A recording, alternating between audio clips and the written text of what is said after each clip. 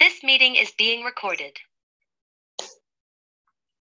Well, hello, dear hearts. Hello, it is wearing pink today. Wear it pink. And we're all wearing pink here. Broadcasting live from the Happiness headquarters, the Sanctuary of Colour. Here I am in gorgeous sunny Nantwich in Cheshire. And I've got beautiful ladies here wearing pink. And you beautiful ladies wearing pink as well from where you are. And yes, it is a celebration of love, self-love in particular, and compassion, tenderness, gentleness, sweetness, and everything beautiful about life. Pink is a gorgeous color that we women more and more learn to embrace. So thank you for saying yes to wearing it pink. Thank you for all your donations, all your support, all your encouragement, because we are all here on this journey together. And together, when we're going through rough times, when we go through wonderful times, it's wonderful to be able to feel supported, feel cared for, and encouraged. Yeah. So thank you. We're going to be having some wonderful presentations from the heart, coming from myself, from Sarah Pickles, and another Sarah Saunders, and myself, ChriSOULa Sirigou, and also my sister has joined us from Athens, Greece. And yeah, and all of you who will be receiving the recording later, you're going to be watching it later on. We would love to hear what your insights were from this sharing, from this. So there you are. We've got another lady joining us. Yay. Sue France, yay. Sue France, she's here. Sue France, if you prefer to not have your video switched on, it's entirely up to you. Would love to see your face, smiley face. And let me, oh, hello, Sue. And you're wearing it pink, yes? Oh, absolutely. Look at me. I've actually got a beautiful stuff as well. Yeah. And somebody else wants to say hello. Let me just bring you here. And little Rosie wants to say hello. Hello. Rosie. Hello. Oh, I'm not on mute, am I? No, you're not on mute. No. Oh, hi.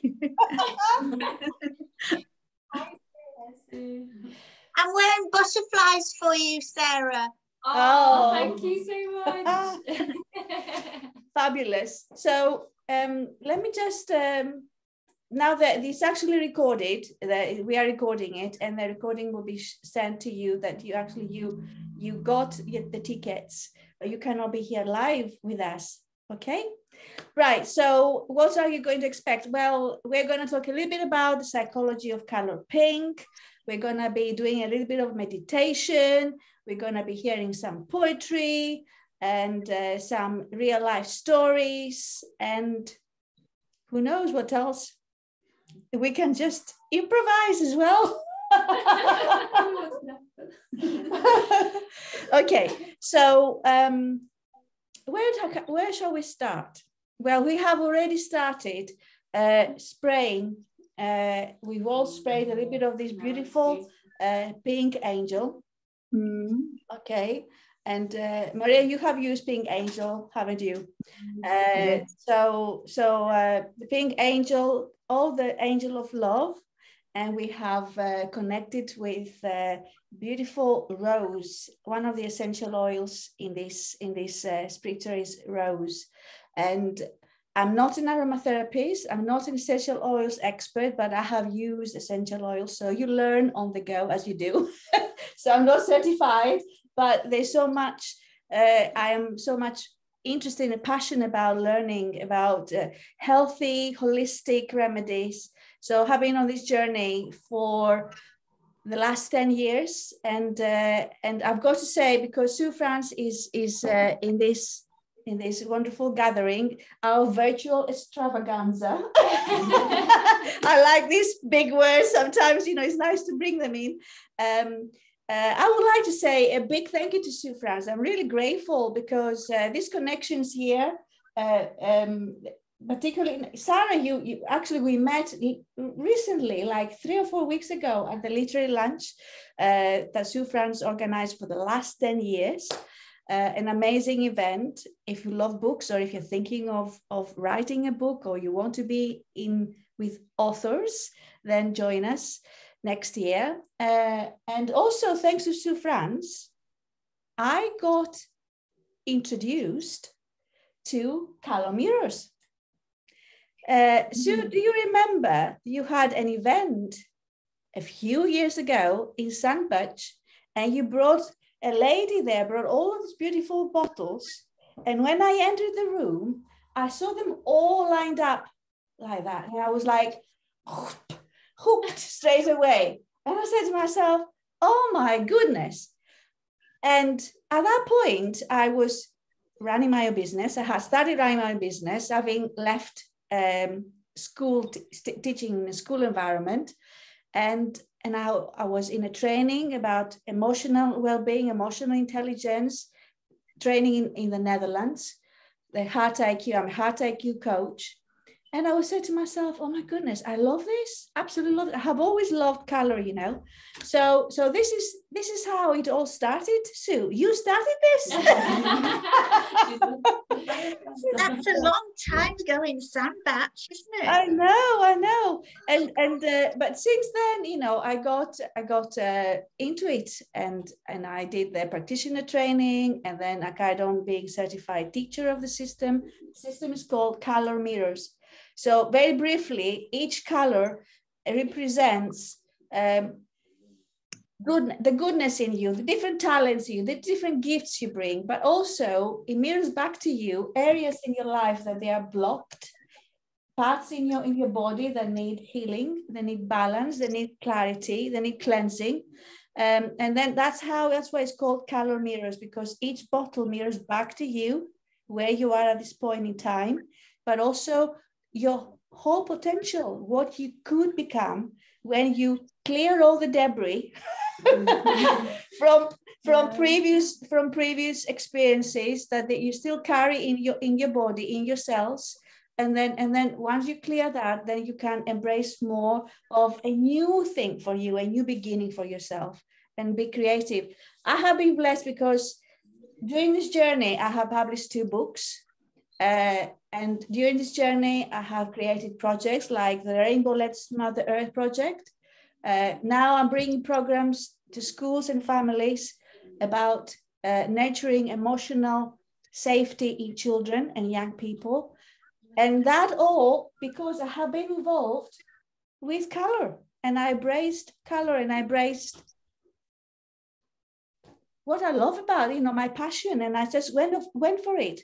So there you go. That's why I just wear pink. Pink is like one of these colors that I wouldn't wear. I wouldn't wear it when I was. I don't know whether you used to wear it when you were, a child or younger, a few years ago. But pink, my sister will definitely tell you, I was not a person who would play with dolls. I was not a child who would play with dolls, anything like that. My sister was definitely into dolls. I was not. So the feminine essence of mine was there, but I was not totally embracing it. And then eventually through color, I felt being more in my feminine, creative, intuitive self, rather than the decision maker, the action taker, which is all about the masculine aspect. That we both need that. We both need the masculine and the feminine, because we need to be in balance. We need both. As a self-employed person or solopreneur, you need to have both. Yeah. But sometimes you tend to go into the extreme of thinking only, deciding only, analyzing a lot. instead of thinking, okay, let me just drop into my heart. Let me see what my gut says, what my intuition says here. And that's how the pink is the red of the pink. The pink, let me just bring that in here. The pink is red, but with more light in it. Does that make sense? So there's more light in it. And it's just more a feminine aspect, more feminine than the red. So we have already got some oracle cards out here. We've got some beautiful unicorn cards here and beautiful messages coming through. What was your message, Sarah? That I need to shine my light. Shine a light, and she does, doesn't she? And what about you? Speak my truth. Speak your truth. And these are all messages coming. Each lady, each of us here represents and brings out a message. Okay, so when you hear Sarah say, shine your light, you take that in and say, you know, where and how can I shine my own light? When you hear Sarah's message, speak your truth. Well, at that point, yes, ask yourself, am I actually speaking my truth? Am I actually honoring my truth? Okay. When you hear bathe in cosmic love and use rose gold, the rose gold representing feminine essence and of love, compassion, and all the things we celebrate today, that was my card. So bring more of that into your life. Okay. And Laura is also here in our circle. Let me just bring Laura in here. There you are. She's also here. I've been filming everything. So Laura, you chose the card called Enlightenment. Enlightenment. Yes. And then I chose the colour coral. Yes. And they seem to connect. Yes, of course. Of course they do. Yes. Oneness and unity consciousness. And the message says here, look from the highest perspective. See the divine in everyone. Beautiful. So there you are. We have got some messages here for you. And also we've got beautiful crystals. Another, as I said, I'm working with different modalities. And if you are looking into bringing more love into your life, self-love, but also if you're looking in creating more ease and flow in your relationships, pink is a color that helps. Pink is a color of love, relationships, and mothering yourself rather than on mothering others. Could be children, or it could be your students, or it could be other people. We women are very good at that, aren't we? So yeah, a beautiful crystal you can work with. You may already know that. I'm just bringing in our conversation because it's a beautiful rose quartz, and there are lots of other crystals out there, but I just love rose quartz. And I've also got here amethyst as well, a few other crystals. So we talked about rose as an essential oil you can use. You can get the splitters if you wish to use them every day in your life. You can get some crystals. I've got a little bit of crystal love here. And you're going to get some real life stories, dear hearts. Okay, so real life stories. So the whole thing, I like to bring them back into the importance of self-love. And when we're not coming from that space, we're starting to judge ourselves. We start to not accepting ourselves as we are, questioning ourselves, doubting ourselves. So all of that creates a little bit of toxicity.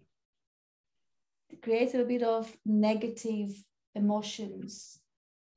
And it could be guilt, or it could be shame, or it could be various things. And that's how disease comes. And the reason why we said, okay, come on, let's wear it pink. Let's support breast cancer now. Let's support creating more awareness around breast cancer and how we can prevent it from happening and how we can support one another. And what can you do when you are going through this? I don't know, there's no word to describe it, is there? You know, you cannot find one word to describe. I witnessed what it's like to see somebody else having breast cancer. And I could talk about from that point of view, you know, like being in that space where you see somebody you love going through breast cancer. And then those of you who be watching this now, watching this back, you may have had people in your life that went through breast cancer.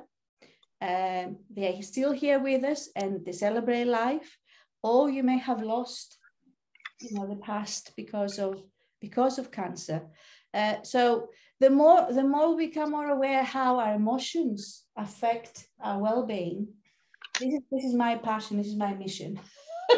Because I've got also my own health issues, but you know, that I realize that they are caused because of emotional, as I call it, you know, constipation.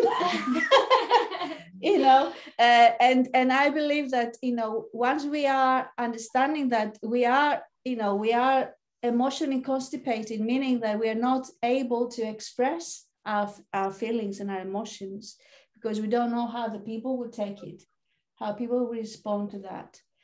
When we are connecting with, we are honoring our feelings, and we speak out because we don't want to please everybody. Then there's more balance and there's more scope for us to be healthy and well. So I just introduced that. I'm going to pass it on. I would like us to read a poem. Shall we read a poem? Yeah. Okay. Sarah, would you like to come here and read your poem, or you happy? I'll come up. Yeah, please do. Thank you.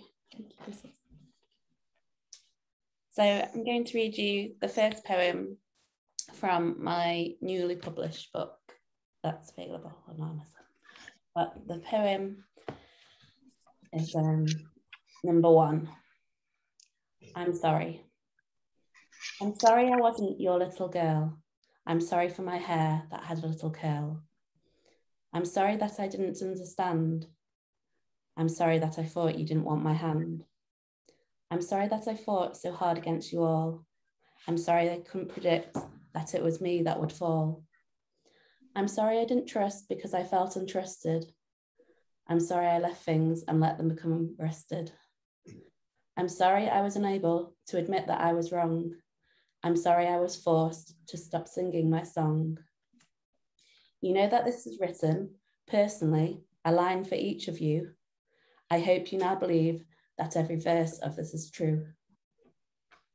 Yay! Wow, that's beautiful. Beautiful. Stay there for a moment. Stay there for a moment.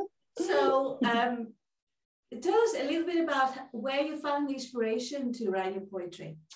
Okay, so my inspiration, it's very raw, my poetry. It literally does come from my heart, and me and Sarah were talking before about when I write it.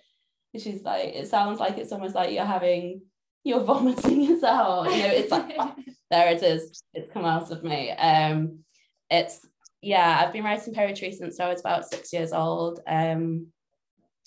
It's part of my journey, and it's part of speaking my truth, which is a card that I pulled today to speak my truth.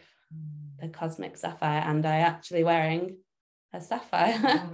So it was all very interesting and incredible, definitely, yes. And we talked about gems and crystals, that they all carry their own energy to help balance and heal and support us on the way. Yes, I did bring some of my crystals are in my bag that sneakily jumps in with me. We'll get them out later. Gorgeous. Have you got another poem I do. for us? I'm trying to think. I'm going to read what I would say, not a nicer poem, but a bit more in what I feel is today be about supportiveness.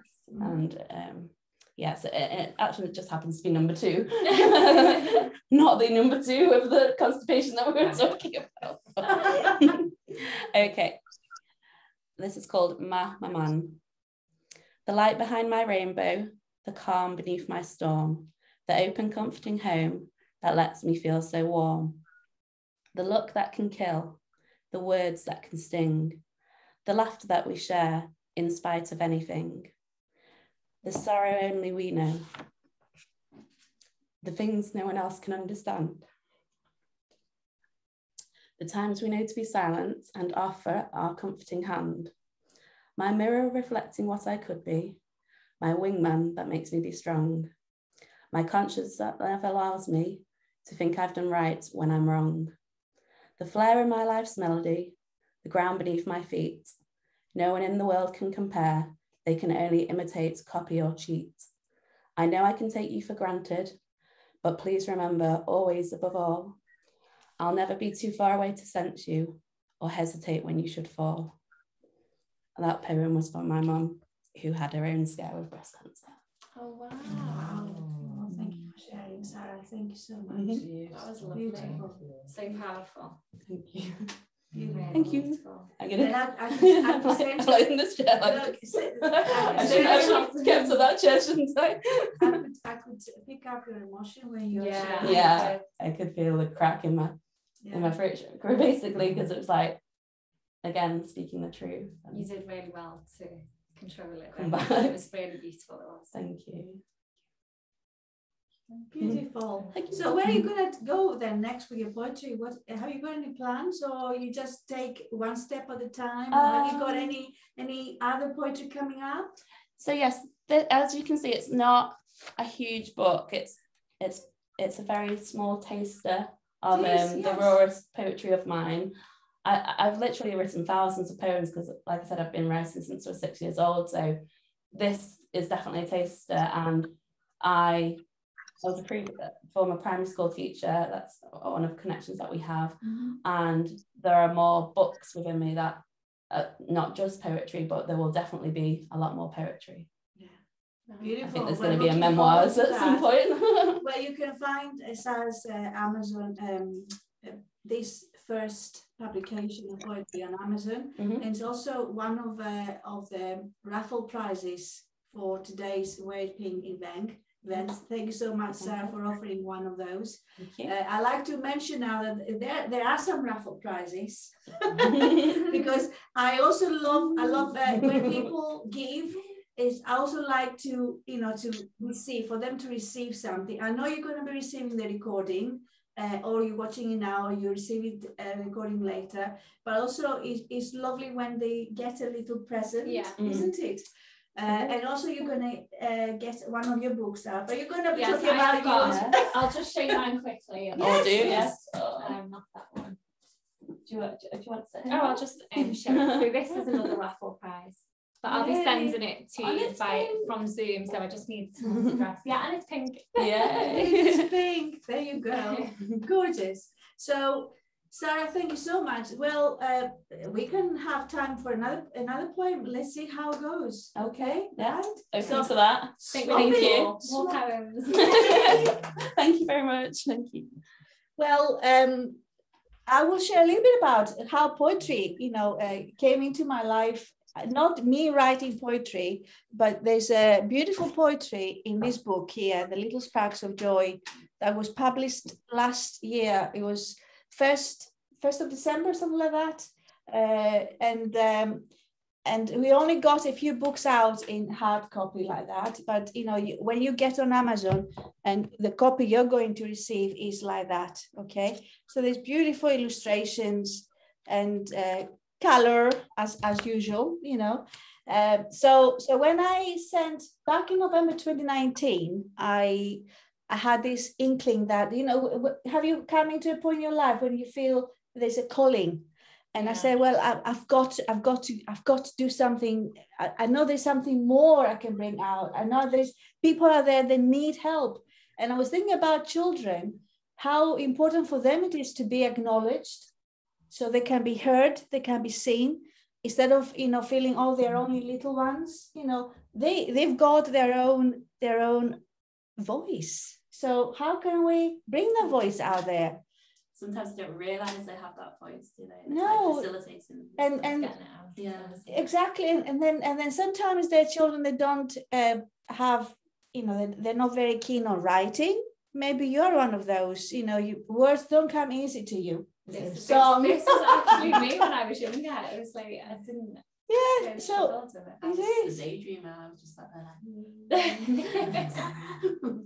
Yeah, you can be a daydreamer, and then you can bring color to express yourself through color, or you can draw, you can color, you can, you know, using art, and that's where the little sparks of joy, that's the original plan, to be honest with you. Because I work with color, I brought the whole umbrella of the whole bridge of rainbow, and how rainbow represents togetherness and hope and belief and yeah, unity, really, because for the rainbow to happen, we need all the colors, right? So white encapsulates, it has got all the colors of the rainbow. So how can, and then allow the children to write, to draw, to communicate how they feel. So that's how the project started, Rainbow Letters Mother Earth. And from there, I received poetry, lots of poetry. And I didn't say poetry as such. I said, please send stories or write, you know, your feelings, communicate with Mother Earth. And then people were sending poetry. And then, of course, the COVID kicked in, and then poetry speaks more to your heart, doesn't it? You better tell us more about it. It just, yeah, it does. So that's how it all started, really. So one of these signed copies will be sent to you. I actually bought that for my eldest daughter at Sue's Sparkly Heart Lunch. And my 3-year-old, she's 4 in December, she actually at the moment is walking around with it, ChriSOULa. Yeah. Wow. So she has it. It's like, yeah. Oh. So I don't know whether it's the colours in it. She obviously can't read, but she's attracted to it so it could be the picture on the front, but there's also that lovely picture inside, which I can really connect with, which is the really colourful. Yeah, let me just show you this one. Yes. Reading it, yeah. look and she'll follow. This is actually healing art. This is it. Is it? Yeah, I really connect with that. I feel like that's me. Yes. Yes, and the lady who created this piece is Shara Mandi, and she's actually from USA. She's a wonderful hard IQ, hard math teacher as well. And yeah, and eventually we got contributions from people of all ages. So yeah, it is about speaking to your inner child. Yeah. So all right, now I would like to bring in a little bit of your personal connection, you know, your personal stories about this disease that is actually, I don't want to bring in, you know, percentages or numbers, because you can go out there and find them, and how many women, you know, go through breast cancer, how many survive, and all of that. If you want, you know, go on the website Breast Cancer Now, on the charity that we support, and there's so much information there. I'm not here to deliver that. We're here to deliver real life stories and ways and remedies and modalities and new way of thinking life, and coming from real people, you know, from real life stories. So that's the whole, you know, concept of the whole reason why we're here together. So Maria, are you still there? Let me just see. Yes, I am. Yes, good. Right. So will you share with us a little bit about I just say whatever comes from your heart. I'm not gonna say it has to be that or whatever.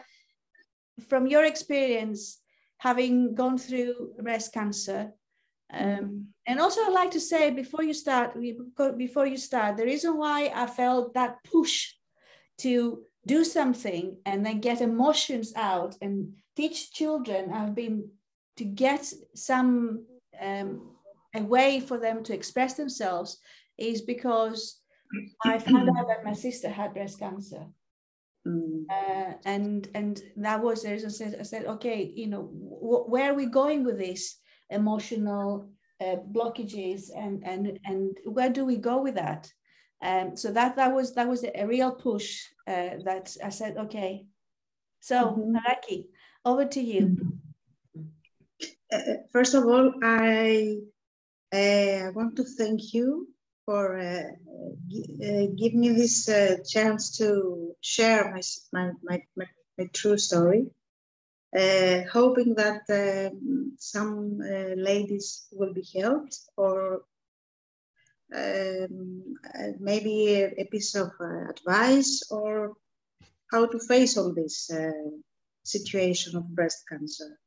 Even though someone is not the cancer patient, as you were, you were not the patient, but you helped me by your way, your point of view.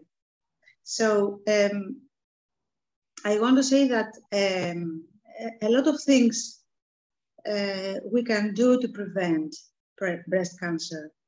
But even though there is medical research or exams that we usually have every year, the women, breast cancer comes out of the blue. You don't know, even though you are so, you go to doctors, you don't know when it will say hello to you. So I want to share my fear, first of all, because and how to stop this feeling. We know that most of cancer, maybe you know that most of the cancers are curable, and one of them is breast cancer. But the first feeling that when your doctor announces you that you have breast cancer and all these things that you're going to be, you're going to face the chemotherapies, maybe a mastectomy or all this situation, the first feeling is fear. And maybe fear is gives power to cancer. So if you face fear, having hope and believe in a better season or better days, so you are 80% a winner from this disease. So it's natural that you think instinctively, you think of the death, the chemotherapies, the mastectomy, the sickness that you might have, the pains, your body pains. You can sleep. Maybe sometimes you can't breathe, and I want to say that every cancer patient has to give this fight alone. My sister helped me. My family was there every second. My psychotherapist, all the books that I read. But if you don't believe that you will be the winner of this situation, and maybe you might lose this fight. So you have to laugh a lot. You have to communicate with people. You don't have to stop your daily routine. Maybe improve your daily routine and change it. This is another key word, to change your daily routine, to have more self-care,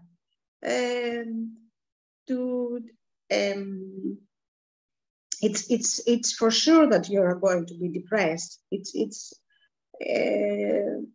But everything will change and everything can be faced if you believe in better days. You have to trust your mind, your soul, your body, that you will make it. Yes. Yes. Beautiful. Beautiful, my sweetheart. Beautiful. Yes. And this is where faith and trust is really important when we go through. Of course, everyone that has faced breast cancer or every cancer that there is, you can't forget that you will always be a cancer patient. So every time you have medical exams or have a visit to your doctor,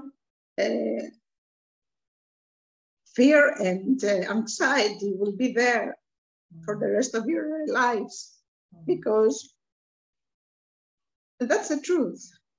Yes, yes, that's the truth. Yes, but if you face this fear, I think you are the winner. I believe in that.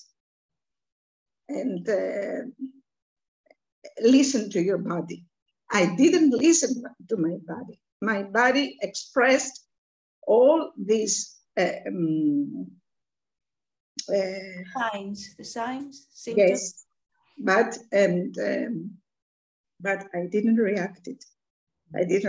So all these unexpressed feelings, all this anger, all this how to please the others, and if you keep them inside you and don't express your feelings, so your body, what can your body do? How can you help? How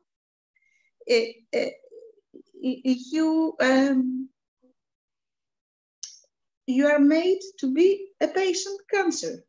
If you don't listen to your body and make a stop and think that hey, where are you going? This is not good for you.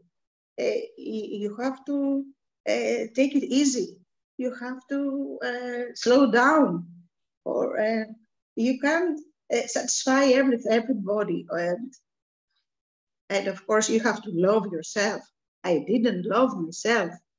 I didn't. I always put first the others, to care, to look after, to be perfect, to all of this. Okay, we can't be perfect, and mistakes are also part of the game. Okay.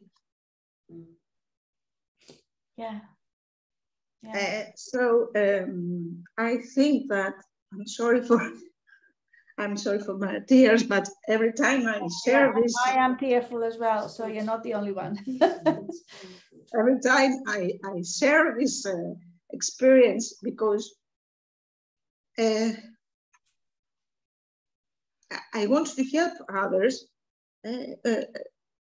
not to prevent breast cancer. That's why I share my story. I don't keep it for myself. It's I'm not self-centered. I want to help others, maybe to make a change here in your minds.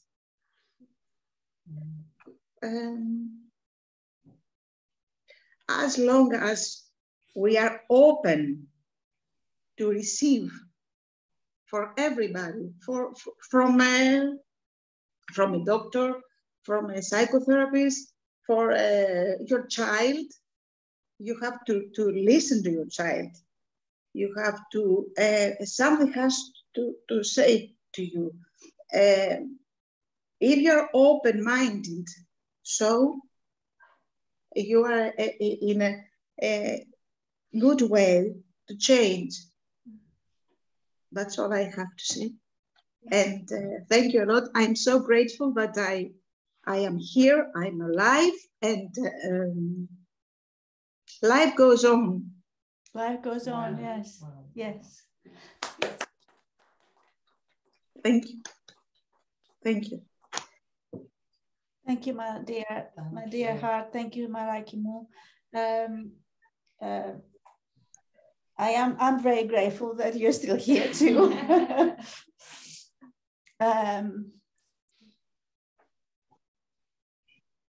Okay, so Powerful advice. Very powerful advice. sure. Just wonderful advice to anyone, because I have another friend going through, and her story and her path is just so similar to what you've said. So the more we get that out there, that, you know, we become, we don't know it, but we're like martyrs, aren't we? Particularly women, we try to be superwoman, and something will happen, the body will, it'll either be a breakdown or a disease, dis-ease. And I think you articulated that beautifully from the heart to help others before you get to that stage. Yeah, wonderful. Thank you.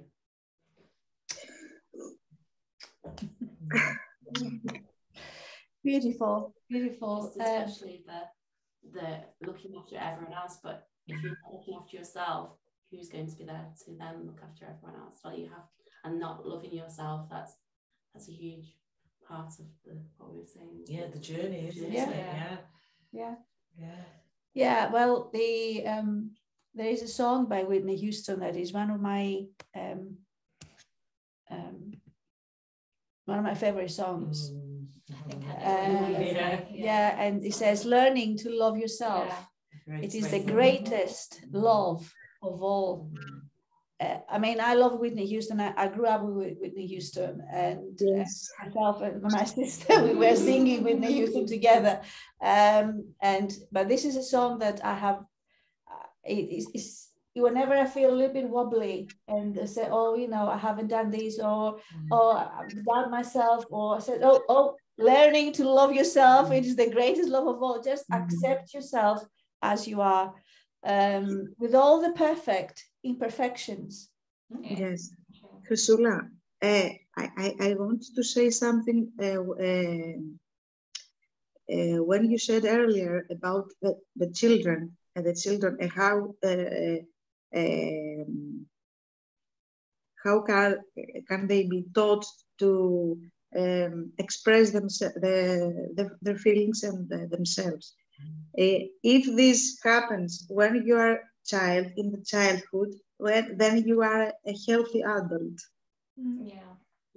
It's so right, and it's giving them the toolkit through meditation, mindfulness, in primary school, so that they are able to hit the ground running in secondary school when they have the pressures of social media and exams. And going back to Whitney Houston, the rest of that song was, "The children are our future, teach them well, and they will lead the way."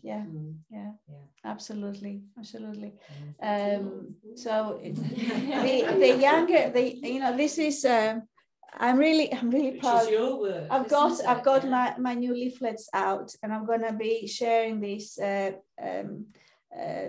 happy nest. So I was looking for a word that describes about how to be happy in this world, about happiness, but also how to create your inner happy, how you are feel safe and nurtured yourself in order to be you, to speak your truth, to bring your gifts out.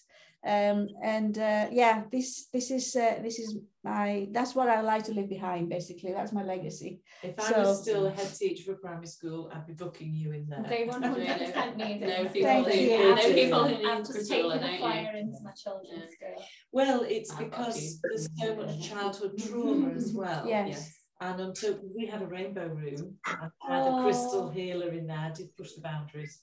That's wonderful. And she would work with the child that, you know, the parents might be getting divorced, just normal things. Grandma's died, the pets died.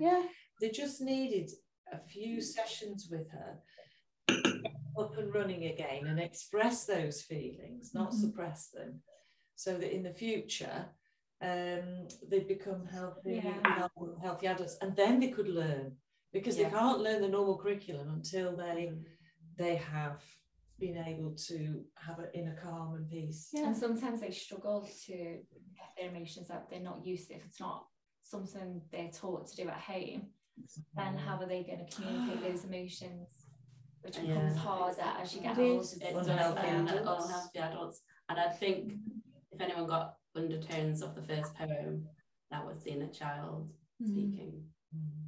That was you. I thought so. It was quite emotional. Gorgeous. Okay, well, just to say those that, you know, what's coming up next. We're going to be hearing from Sarah. So Sarah will be sharing her story, and I will also going to take you through a meditation using connecting with the energy of pink. So we're going to go through all your chakras. Those of you who said, "Oh, I don't know what chakras are, I'm not sure, I haven't done it before," you don't need to know. Seriously, you know, just allow a bit of time just to be with yourself, and I will be leading you step by step. So you don't need to worry or say, "Oh, I haven't done this before." It's all good. There's a chance for you to start doing it today. And if you have done it before, then I'm sure, I would like to believe that you will enjoy it and you will take something out of it.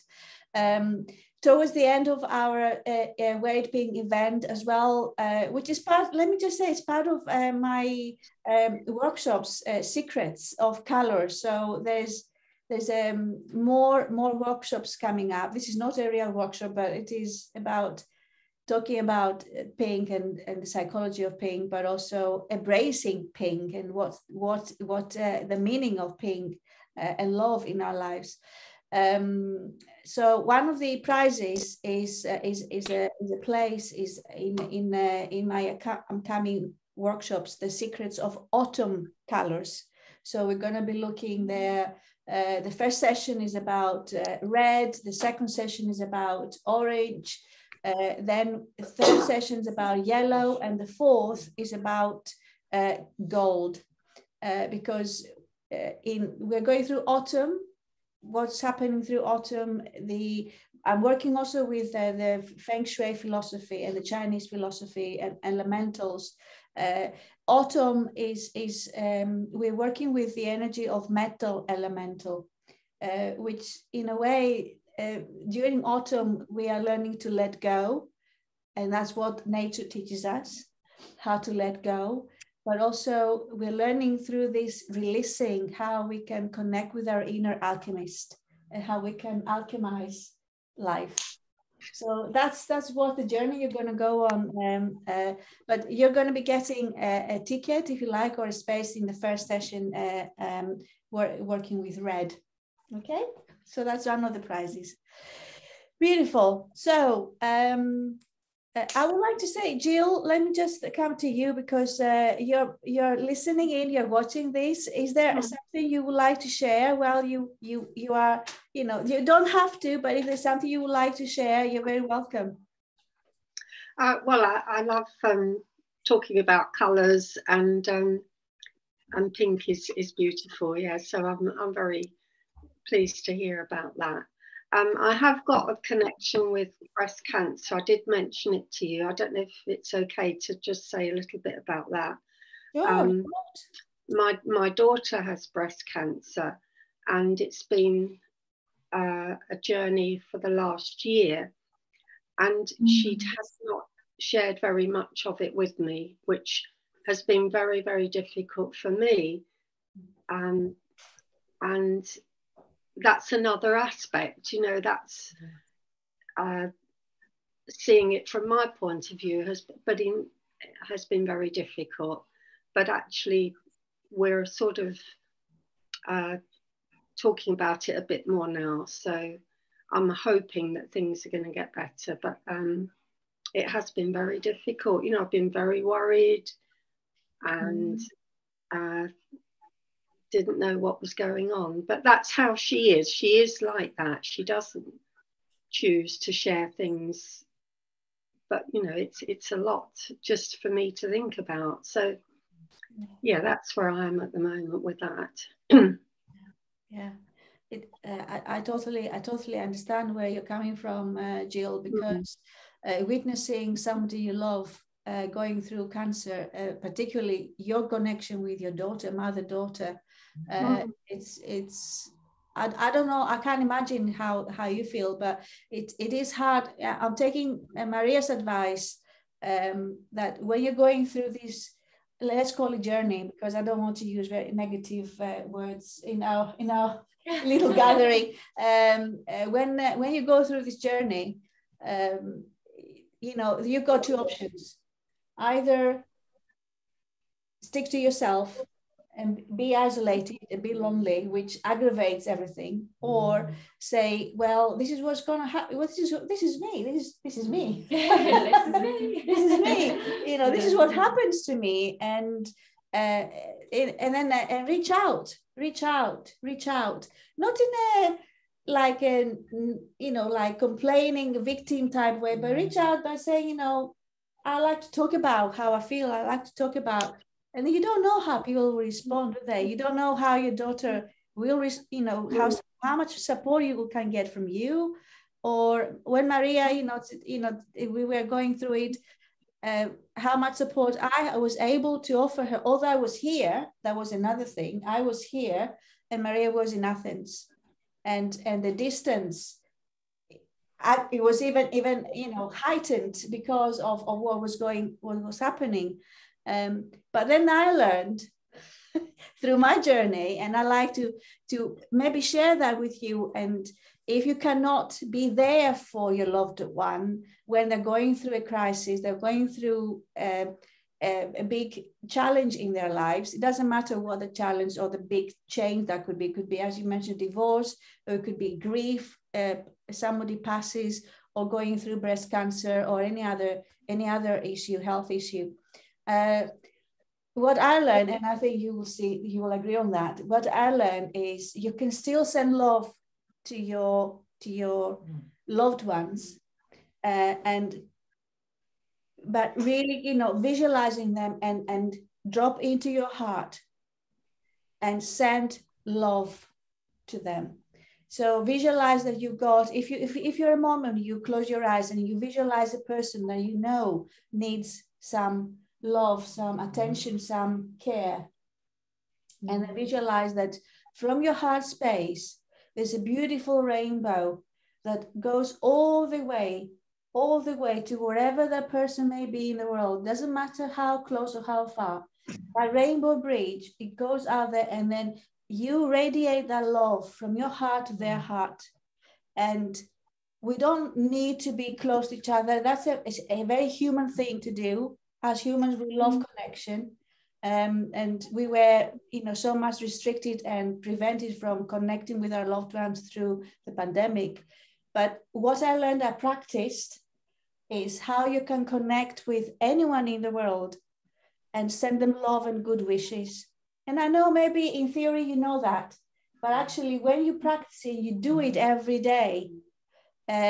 You send these positive vibes to anyone you feel the need. So for you, Jill, I know that, you know, just send this positive. I know you do it because I know you are that person. You're so gentle, so loving. So I'm just saying, you know, just practice it. Especially important with someone that you feel doesn't want to receive it, or doesn't want to open up. because that's just their way. But Yeah. if you're sending this out, that they can't, you know, it's going to reach them in some way. The more you send, you know, love is one of the most powerful emotions ever. It conquers fear. So the more you send out love, they will receive it, and things will change in their lives. So keep sending love, keep sending all these positive feelings of gentleness, compassion, tenderness, whatever you would like to give them out, whatever it comes natural to you. And I'll tell you, you know, their life will change. Their life will change. And that's what we're doing with the rainbow bears. That's what we're doing. That's what we're teaching. That's what we're teaching with these little cuties. So how that's part of my story. That's the story, you know, how the bears can teach children, but also teaching adults as well, because we adults need to learn as well. Learning every day. Yeah. Still growing. So there you go. Okay, so if you'd like to hear the story I'm going to share on the 29th and 30th of October. I'm going to be at the festival here in Nantwich, the Mind, Body, Spirit Festival. And I am open to get these messages out to different audience. So it could be schools, or it could be a network club you may have, circle of women you may have, parents. So I'm running workshops, but I would love to receive invitations as well, whether it's going to be online or it's going to be in person. So I'm just putting the vibes out there. Okay, so I hope that helped what I just shared. And let's now it's time to pass it on to our gorgeous lady, the personification of pink.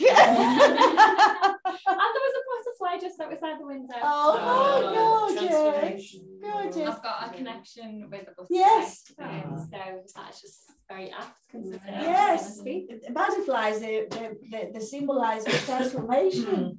Well, yeah, so before I start, I'm just going to tell you the analogy that I have with the butterfly and how I've related it to my own breast cancer journey, but also the journey now that I share with other women, because I believe not only women who've had breast cancer, but women who've gone through adversity as well, that we have to go through the same journey as a butterfly. So we go in from the caterpillar, then we go into our chrysalis.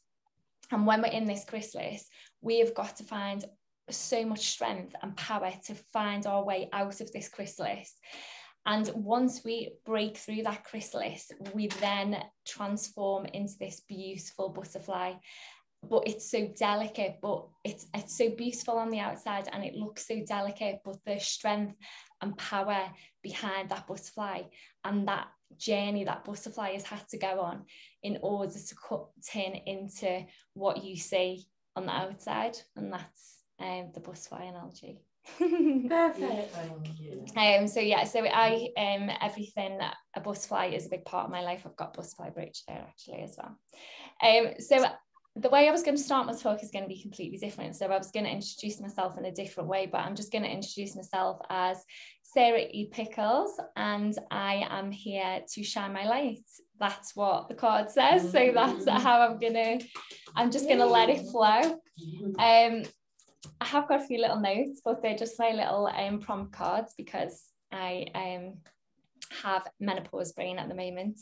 So I just I have my little I've got some notes with me, so if you see my eyes just going off to the side, that's what it is.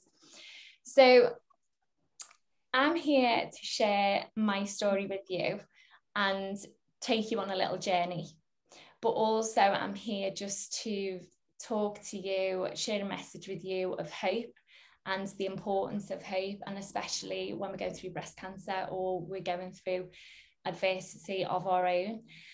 Also to understand the importance of listening to our gut instinct and just reading the signs, which fits into what is it Marie's Yeah, which fits into what you were saying, Marie, that sometimes the signs are there, but we just don't see them because we're not actually looking after ourselves. We're too busy looking after everybody else, and too busy putting all of our energy into the people that we love because we've got a big heart, but then we're not stopping and having time for ourselves to always see those signs. And then by the time the signs become, you know, more recognizable, it can sometimes be too late. So that's what I'm going to be sharing with you all today.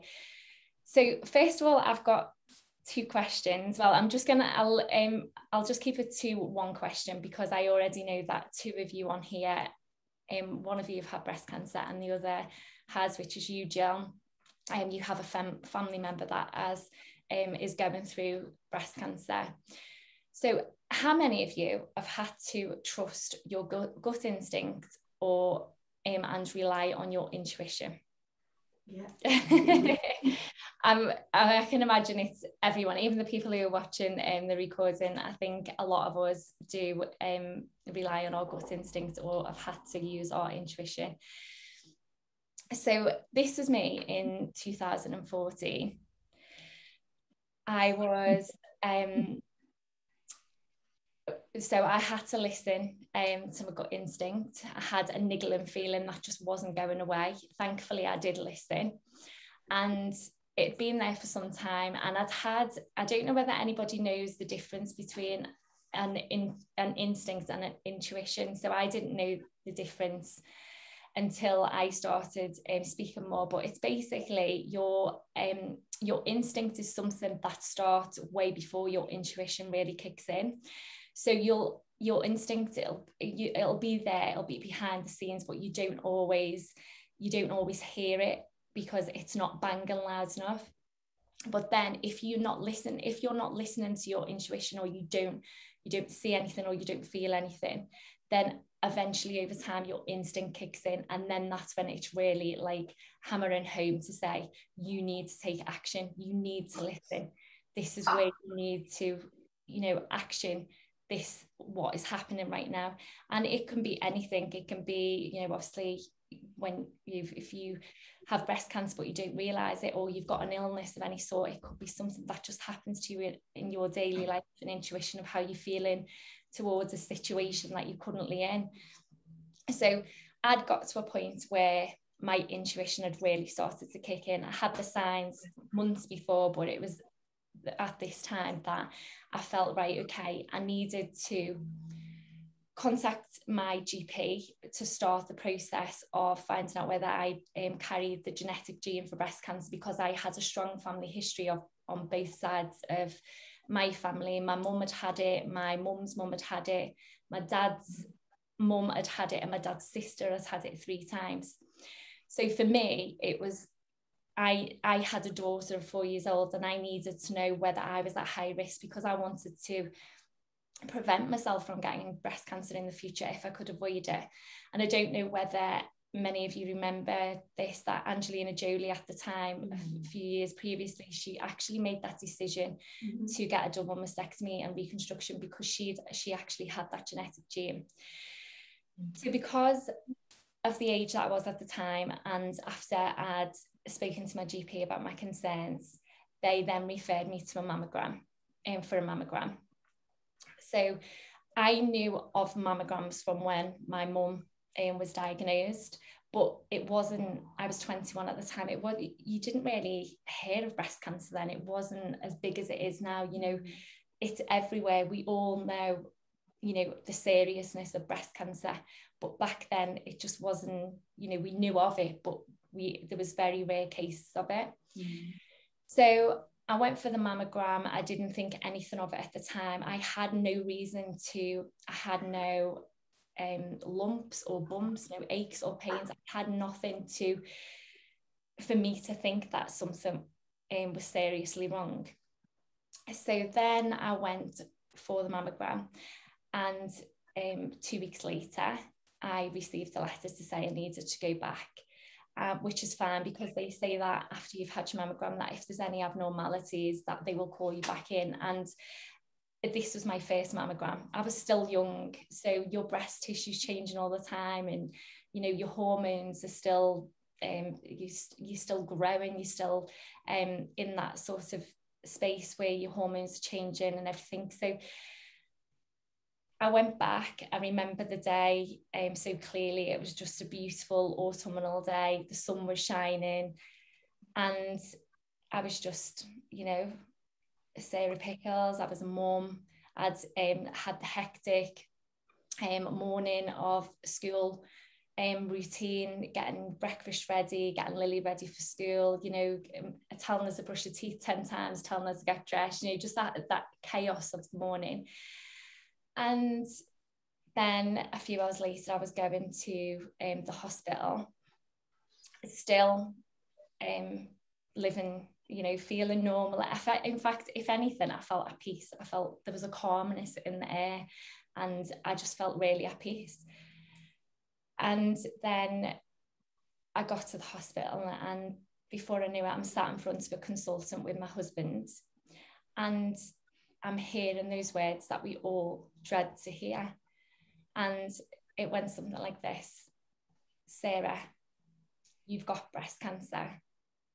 It's triple negative, and it's very aggressive, and we need to treat it immediately. Chemotherapy and a double mastectomy is your only hope of survival.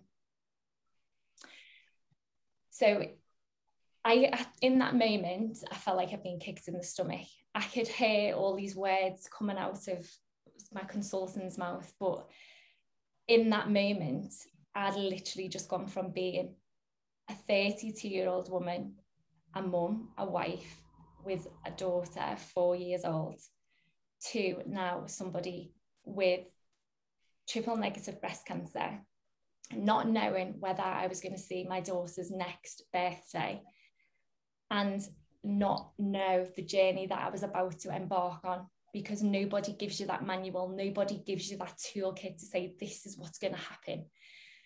For the next 12 months, you need to follow all of these steps, and this is your survival kit, and this will help you to get to the other side, because nobody knows that.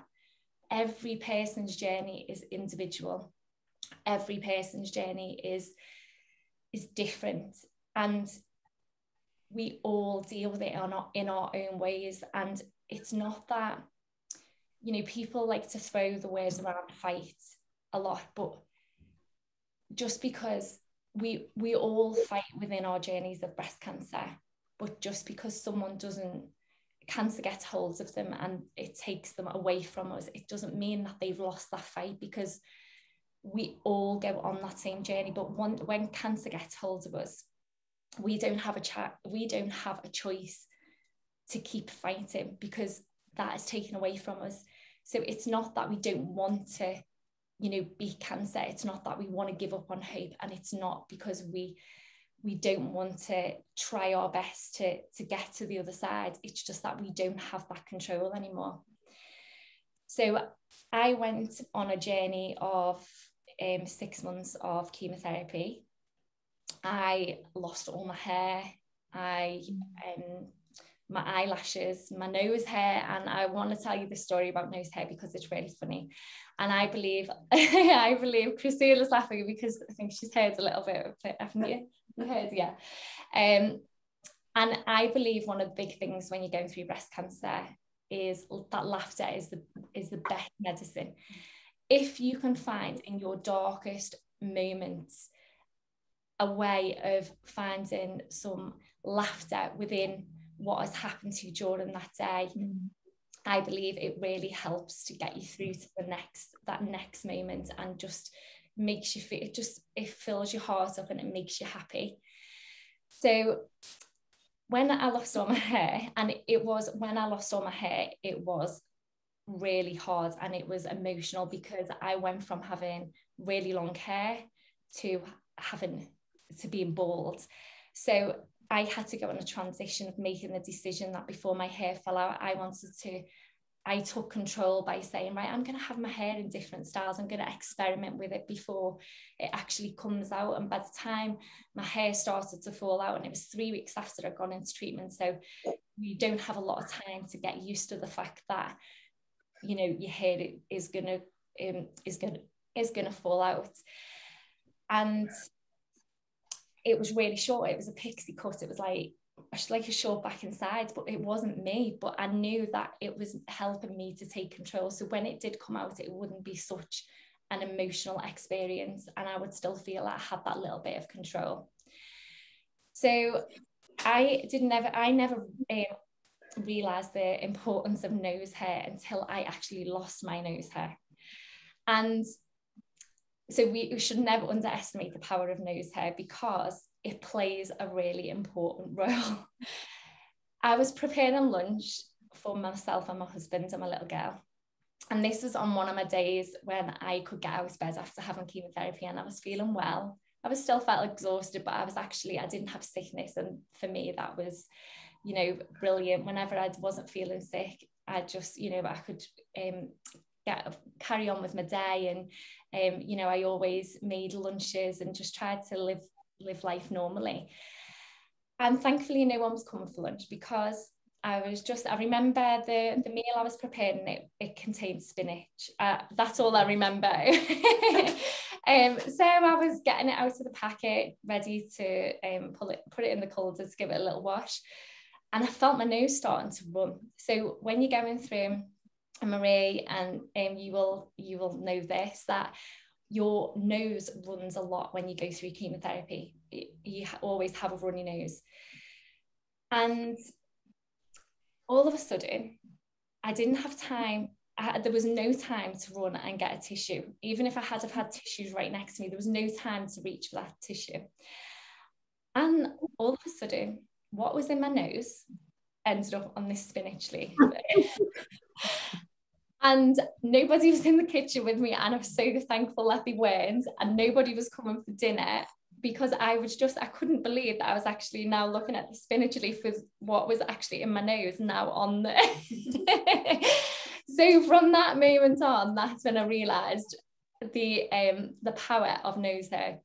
So please don't underestimate it, because it does, and this is why when we have colds and our noses run, we have time to go and pick a packet of tissues, or we have time to run to the toilet to get something to wipe our noses, because that's what the hair's there.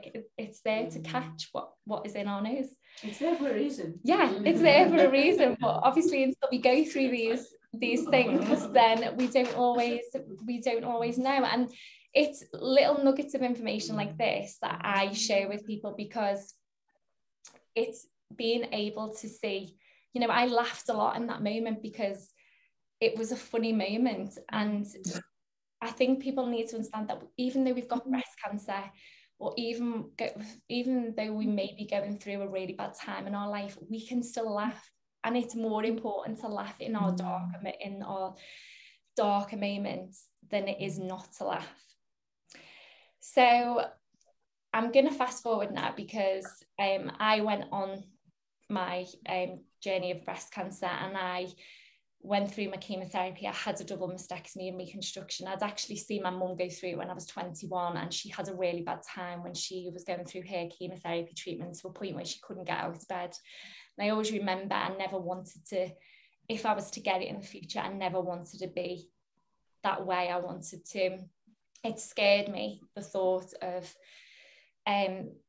being in that situation. And my mum obviously dealt with it differently to how I did, because the drugs then were not the same as the drugs are now. You know, they're experimenting all the time, and the drugs are getting better, the treatment's getting better, and her body just dealt with it the way it had to deal with it. So that was one of the things that scared me when they told me I was going to have to go through chemotherapy treatment, because I'd seen my mum go through it, and it wasn't, at 21, it's not what you want to see. So I got through it the best I can, and I made the best out of it. And one of the ways that I got through it was by using my daughter as my strength to help me during that time, because Marie, you will understand this. It's an emotional roller coaster all the time.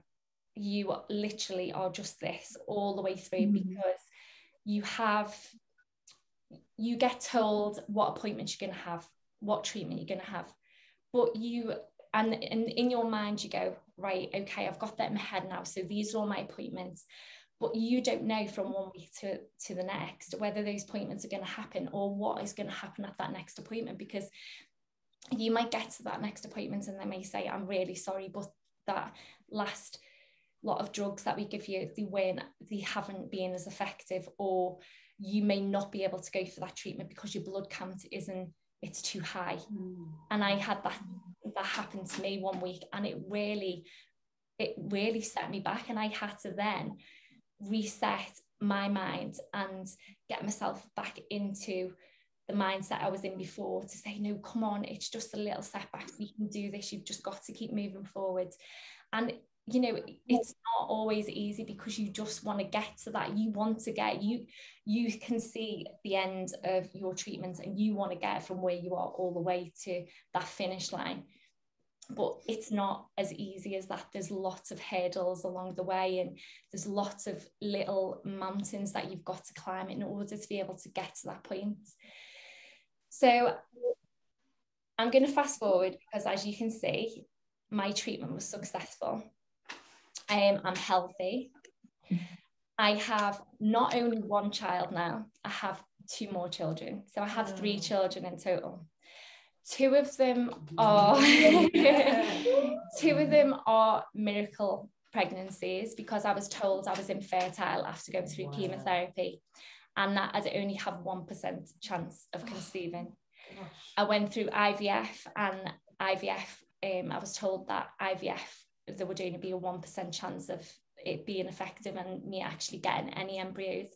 And this is another example of, no matter what life throws at you, even if there's just that 1%, follow through with that 1% and take that chance and that risk, because I did with my IVF, even though they told me it's not going to work. It will delay your chemotherapy, but it's not going to be a detriment to your health. And that, for me, as long as I knew it wasn't going to be a detriment to my health, I still wanted to try, because 1% chance, if I didn't, I'd always be thinking, what if that 1% chance give me those embryos? And I did, and I followed it through, and they only managed to retrieve 7. And normally, out of 7, you don't really get many embryos that survive after that. In total, I had 3 embryos, which is unheard of, because they normally like to retrieve at least 10, and then they'll go through the fertilization process, and a lot of them die off, and you may only be left with 2. They retrieved 7 from me, and I ended up with 3 from that 7, and that was my 1% chance. Then I went on, so they're still sat there because I haven't needed them. Then I went on to find out I was pregnant after I had shadows on my spine, so I thought there's a high risk of secondary cancer with triple negative breast cancer. And again, I listened to my body. So my body was telling me something wasn't right. And this, even when you've been through breast cancer, you're even more aware of what's going on in your body. So I am really alert now. If something doesn't feel right, I'll get on the phone and I will speak to the GP about it and act on it straight away. And I had shadows on my spine. I went through 12 months of having them checked, going through all the different tests, but they ended up being benign. But when I went for a CT scan, they needed to do a pregnancy test. Now I sat there and I was like, I'm not pregnant. I know I'm not pregnant. I'm infertile, but I can still do the test because obviously, I need to do it. It took 10 minutes for the nurse to come back to me. She come back with another doctor. She said, I don't know how to tell you this, Mrs. Pickles. She said, but I've done 3 pregnancy tests and you're pregnant. And I was like, so I'm there on my own. My husband he leads people up mountains. So he was like halfway up Everest base camp. I'm there on my own. Again, another situation of I can hear the words coming out of my mouth, but I just didn't really know what was happening. So that was my first miracle pregnancy, and that was my little boy Monty, who's now 5. And then I went on to have my second daughter, Poppy, in 2018.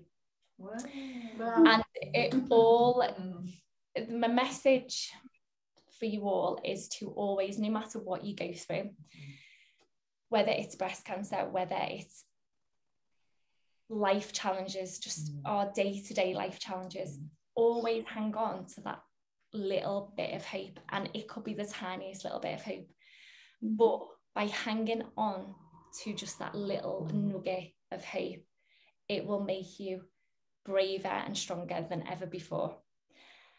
And it will also, things that you think are impossible become possible when you hold on to hope. So that's my message for you all. I hope it's been valuable. And if you would like, I do have a closed breast cancer group. It's called the Butterfly Breast Cancer Group. I am just in the process of bringing it back to life. There's going to be experts going in there talking about sharing knowledge which is relevant to women who've gone through breast cancer. You don't have to be going through it now. You can be, years down the line, because it's all information that is going to help you moving forward during breast cancer, but also moving forward. It's a happy place to be. It's not a sad place, but it's a safe group where you can share information with each other. You can be a shoulder for all the other women to lean on, you, or a shoulder to cry on, whatever you want to do. It's a really safe space for you to feel like you can share. If you're having a bad day, put it in the group, and then we can. It's still built, the members are still building, but I'm always there. So if you've got any questions or anything, I'll be there to support you. And I have a Facebook group called Sarah's Story Beating Breast Cancer One Day at a Time. If you go over and give that a like, you'll any posts that go in there, you'll be able to keep up to date with everything that goes through there as well. But thank you so much for listening. Thank you. Oh, amazing. Pickles. Yeah. My emotional. Oh, thank you. But so brave, really brave. The way you communicate, the way you speak from the heart. Yeah. But it's about also transmitting that hope. Hope. Yeah. And what we already mentioned before about having faith, no matter what, having faith. And you have demonstrated that so beautifully. Oh, thank you. Yeah. Thank you all for listening. I'm really passionate about that. I think it comes across. I just want to help other women, and just for them never to feel on their own, because it's so easy to feel on your own, and not everybody has that support. And even for yourself, Jill, it's really important for family and friends to have that support as well, because one thing I did with my book, I put something in there which is connected to family, because my husband, he's got a piece in the book as well, because I wanted him to put how he felt in from a husband's point of view. Yeah, our husbands, how do we know, our husbands are there, they hear the news, and then they go into that journey with you, but then they don't feel anything. They can't feel what you're feeling. Sometimes it's not always easy to communicate how you're feeling. And maybe, Jill, that's the way. I obviously don't know your daughter, but I know other women that I've come into contact with, they really struggle to, they want to communicate, but they don't know how to get it across so people understand truly how they're really feeling. And one thing that I found is, because I had a wig, but I always wore makeup and I dressed in nice clothes, and sometimes people didn't. I walked into a hospice one day, they thought I was the carer, not the patient. And I was like, no, I'm the patient. And it's that thing of people looking at you and going, oh, she's so positive, she looks so, she's always got makeup on, she always looks really nice, but inside you can be feeling really like rubbish. I have another word for that, but it's like you don't, how you're portraying yourself on the outside, that is not how you always feel on the inside. And as women, we do feel like we have to be superwoman all the time, but when you go through something like this, you don't. And sometimes for you, Jill, I don't know the situation between you and your daughter, but I didn't share a lot with my mum, but it wasn't because I didn't want her as part of my journey or because I didn't love her. It was just my way of dealing with it. And I had my husband, so my husband played a big part in supporting me. So I shared just little bits of stuff that I wanted to share with my mum, but I also knew that my mum doesn't deal with emotion very well, and she's had her own experience of it, and it's still raw inside her. It's very deep, but I know it's still there. So everybody deals with it differently, but maybe just, you know, like we were saying before about, and ChriSOULa was saying, just reach out to her in different ways, even if it means if you live local to her, just dropping things around at her house, but even when she's not at home, send her a little card, send her a little note, just to let her know that you're there for her no matter what. And when she's ready to share that information, you're going to be there with open arms, and you're ready to listen whenever she needs it. Okay. Beautiful. Beautiful, sweetheart. Thank you, my dear, phenomenal woman, you. I didn't even know something completely. No, that's it.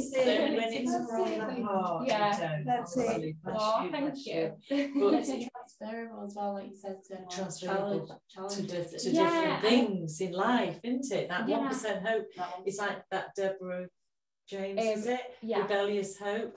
But you know, you're showing it, demonstrating it, but on so many levels, because I thought even little things in your life, well, in all our lives, our lives, but it's so transferable. Thank you. Health struggles, yes. With gratitude. With gratitude and everything. No, it's a pleasure. Don't need them. Amazing, isn't it? Yeah. Okay, so I'm going to have, I think we need pause a little bit in case you need to go grab a cup of tea or go to the loo, release yourself. I think I need to. And then we're going to come back. So it is 25 to 2. We're going to come back. I'm going to take you through a meditation, and then we'll do the raffle prizes. Okay? Sounds good? Yes, very nice. Let me just see you now. All right? So just 5 minutes, and then we're going to come back. All right. I'm going to pause now. This meeting is being recorded. Okay. So we're going to do the raffle now, and we've got 5 prizes, 4 books, and 1 invitation, 1 space in one of my upcoming Secrets of Color workshops, okay, that they are running in November. And if you cannot do a particular session and you prefer to do session 2 or session 3, you will still be able to, so we will have a chat between us, okay? So don't worry if you cannot do the red, but you can do orange or yellow, etc. Okay, now, and these are going to be online, so this is going to be for anyone, you know, irrespective of whether you're local or not. Okay, so I've got this first, so I would just go with whatever I've got in front of me. Now I've got here so far. I don't know whether people have carried on donating, but I've got 14 names down here as people that. There may be people that carried on donating afterwards, but you know, so 14 names that I've got. So I would like you, Sarah, to choose one number between 1 and 14. 8. 8. Who is number 8? It's Catherine Sutherland. Ah! Hey, Catherine, you got this one here, little Sparks of Joy book. I will put a little thingy, you know, what do you call it when you write? I can't remember the word. Sign it. Sign it, yes. I'll do that for you. Fabulous. Well done, Catherine. Yay. Well, shall we mention a little bit about Catherine? Yeah. You want to say something? Yeah, go for it. Okay, so Catherine Sutherland is the queen of speaking in the speaking world. She is the lady behind the scenes of Phenomenal Women, along with Ashley Costello and Sue France. However, Catherine Sandland is the person that brings it all together, as in from a speaking point of view. So she takes you from a novice speaker and turns you into, puts you on that journey of becoming a speaker, and gets the wheels turning, hence why the talk I was delivering today, a lot of what I was speaking about, like how it was put together and the way I delivered it, was from the Phenomenal Women course that I did a couple of weeks ago. Same with ChriSOULa. ChriSOULa was on the same workshop. So if you want to become a speaker, then get in contact with Catherine Sandland and do Phenomenal Women. It is well worth doing the course. Yes, and she's running something interesting now from starting, I think, 15th of November, that it takes you through a 12-week speaking training course. Anyway, but here we go. I could bring you chance if you'd like to know more about Catherine's work, and if you would like to find out more, just let me know. Okay, now the next one I've got here is the Book of Soulful Musings, which is the book that came, this is beautiful photography again, photography by Jo Welch. She's actually the photographer of our wedding. And all the interviews here are transcribed into, the interview style. So they're all here, those 30 people that decided to be part of the book. From the time I was on the radio, I was hosting a radio show, the health and healing. So lots of stories about health and breast cancer, and lots of other, like breaking through, all of that. So I was saying, okay, where would the stories go? Yeah. So and then some of these stories are here, talking about mental health, emotional health, spiritual health, and physical health. Gut. I've got somebody who may help you about gut if you want. So there you go. So again, number between 1 and 14. 5. It's 5. Oh, okay. Constance, you already got. Constance is actually part of this book. Constance lives in Netherlands, and I met Constance a few years ago. Remember I mentioned my journey with Heart IQ, Heart Intelligence. I met Constance at the training, coaching training in the Netherlands, and we have been. Constance also a calotherapist. Calometers, I trained her, and she's wonderful. She has been part of lots of projects of mine, including the books. So another number, 14. But actually, Constance, we could give you maybe another book, maybe. Yeah. But anyway, we'll figure it out. Which one is 14? Maria is you, but again, she's got a book of mine. You need to move over. Another one. 1. It's you. So there you are. Get there eventually. There you are. Thank you. That's for you. And I haven't put it. I haven't. Sorry. Do you need the cups? Yes. Yeah. So I haven't put a sign. I haven't signed it yet. Okay. Wonderful. Now, next we've got Sarah's poetry book. So a number, please. 6. Oh, Chrissy, the lady who was here before. Oh, yes. Chrissy, this is for you. We're going to pass it on to you. Okay. So let me just put number here. So Chrissy, poetry book. And Sarah, you got the musings. And Catherine got the joy one. Sparks of joy. Okay, so let's go for this one here now. That's Sarah Pickles' book, which is on Amazon as well, but also you're going through a little bit of a transformation. Yes, I'm going through a bit of transformation with my book at the moment. So it's on Amazon as it is now, in this form that you can see, but I'm splitting it into 2 books basically. So it's going to be volume 1, volume 2. It's going to be called Beating Breast Cancer with Success and The Journey of the Fears, The Journey of the Solutions. And the reason for that is because I want to make my book known as a self-help book. A lot of people think it's just about my story, but it contains so much information that can help women on their journey from diagnosis all the way through post-diagnosis. So I want to make it more of an educational book to inform and educate women. I love this word, cornucopia, call it? Yeah, cornucopia. Yes, of tips, golden nuggets in here. Yeah. I just flicked through and lots of golden nuggets, lots of tips.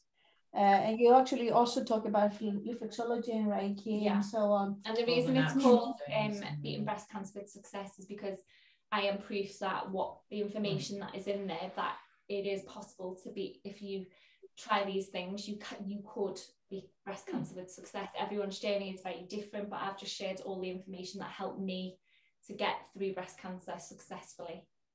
Perfect. So number 3. Number 3 is your mum. Oh, wow. I included your mum down here. Oh, yes. Wow. Do you think she'll read it? I think she'll read it.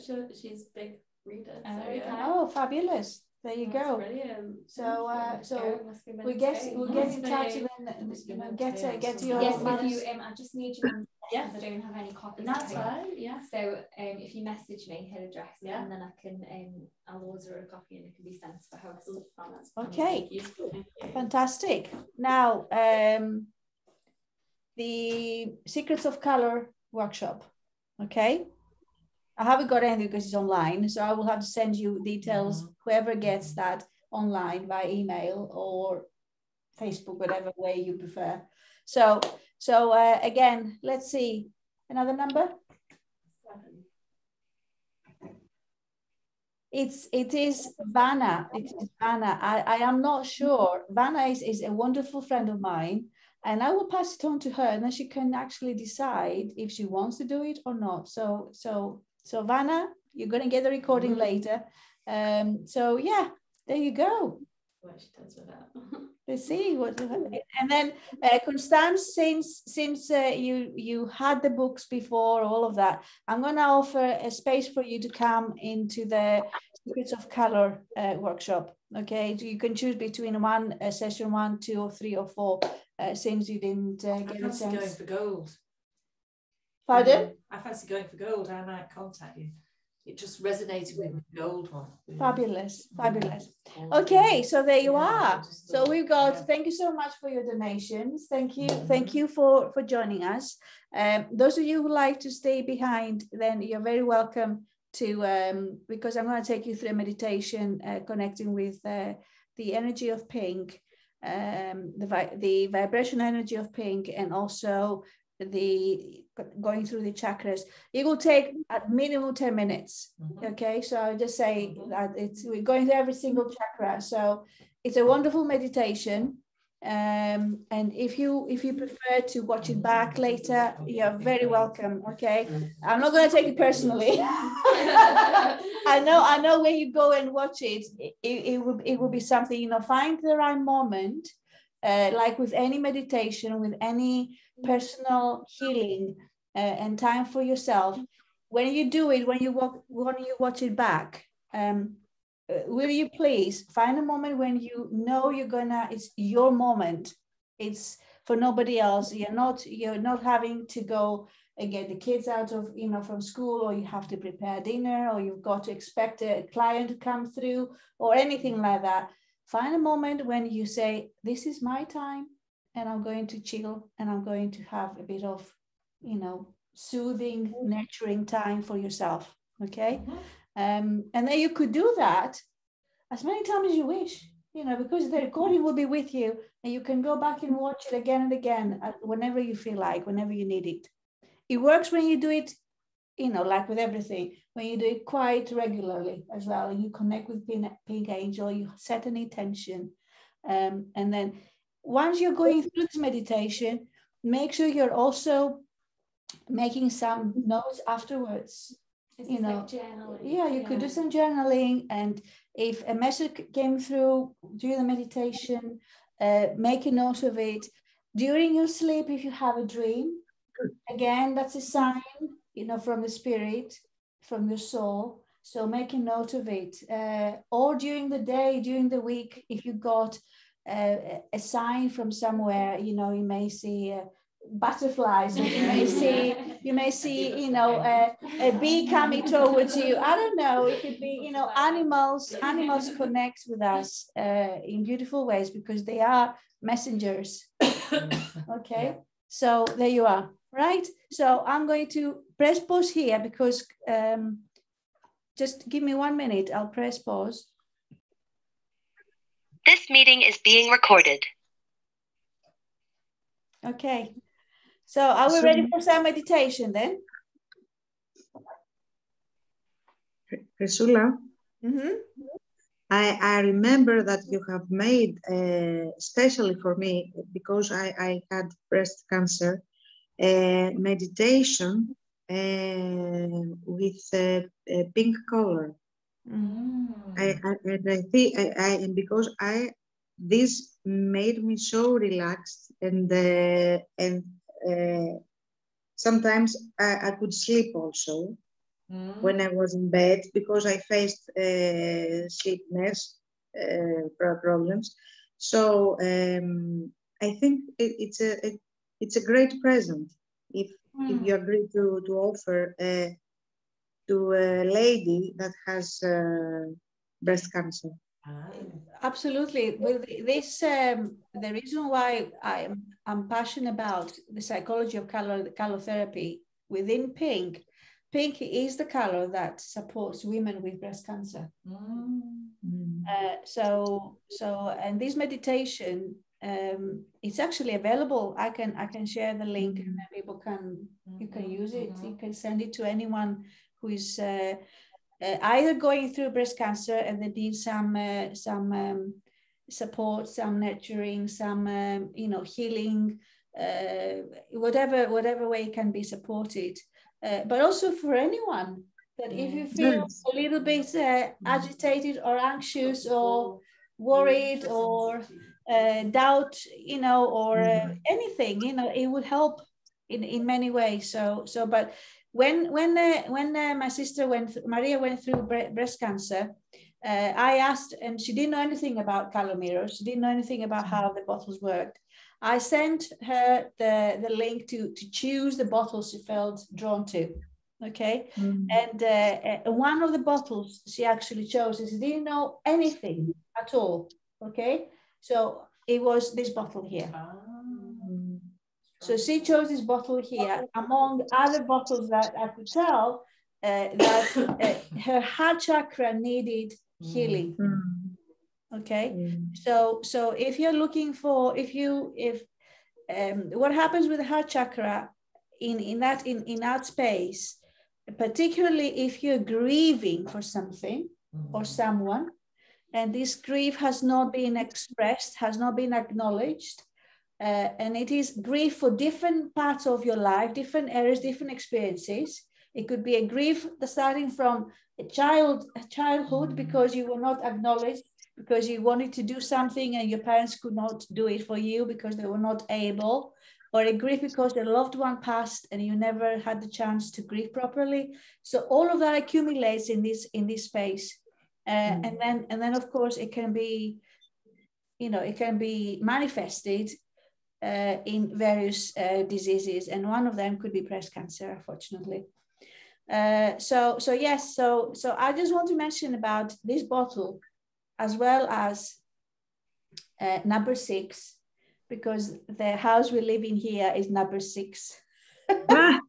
So it is the house of love, which is wonderful, isn't it? And because I also work with numerology, I really take that into when we talked about is this a house for us. So I did an analysis and all of that. So yeah, it is beautiful. Okay, so are you still there? Looking forward to the meditation? Yes. Yes. Okay. Now, while you're going through the meditation, I'm going to be asking you a few questions, thinking about how pink, different aspects of pink could potentially you connect with, or you don't. You know, you don't have to connect with all the different, in every color, we've got the positive aspects and we've got the negative aspects. The positive aspects, for example, could be being compassionate, okay? A negative aspect of what we need to heal is maybe we've got, we feel angry, we feel that we've got to please everybody. So that's a negative aspect of pink in the psychology of color. So I may find the right time to do it. If not, I will send it to you as a little piece of homework. So you could do it at your own time. Okay, so I will spray a little bit of pink because we also got these beautiful spritzers in the system. Maria has worked with them. I think two bottles of this, or three, or something like that. Three bottles. So to make, for me, was whatever you're going through, to make the journey easier. You know, it is going to be a hard journey, but how can you make this journey easier? And how can you bring healing into your life in an easy way? You know, you don't have to try too hard. You've already got lots of things going on. How can you bring something in your life that you can easily feeling the love and the nurturement and the support? Set it out to you wherever you are. And I am sending a little bit of healing angel here for us here to connect, and asking the angel of love to come and wrap beautiful wings around us, and feeling the support and the mothering and the love and the affection, the compassion, the tenderness, the gentleness, the softness that we women got in our hearts. Normally, this is how we are. Women, we are born to be beautiful mothers, teachers, lovers of life, supporting, encouraging, intuitively connecting with nature and Mother Earth, and supporting our children to be on the right path for them, connecting with our hearts. So this is what pink is all about. So I'm going to take you through a meditation. So please close your eyes if you haven't done so. Take a deep breath.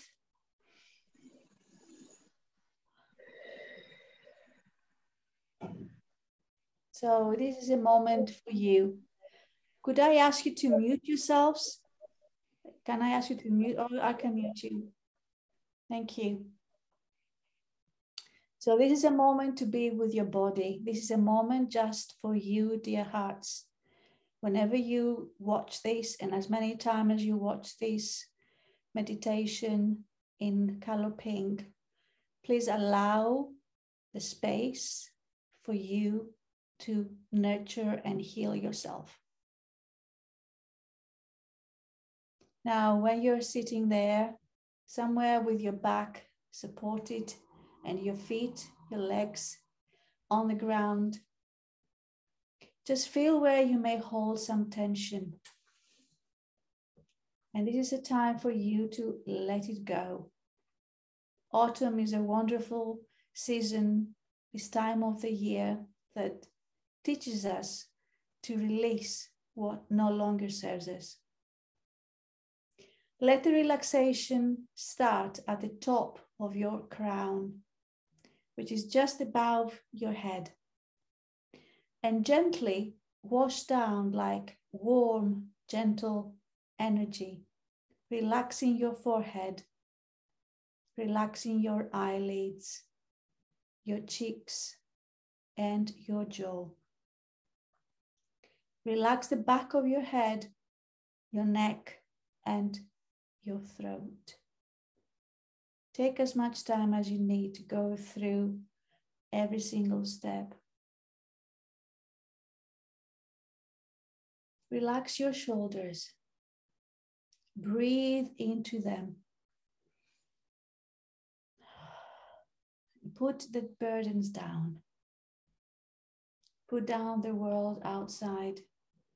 This is your time for your healing. Really relax those shoulders. Relax your arms, your elbows, and your hands. Relax the muscles down your spine. Relax your chest.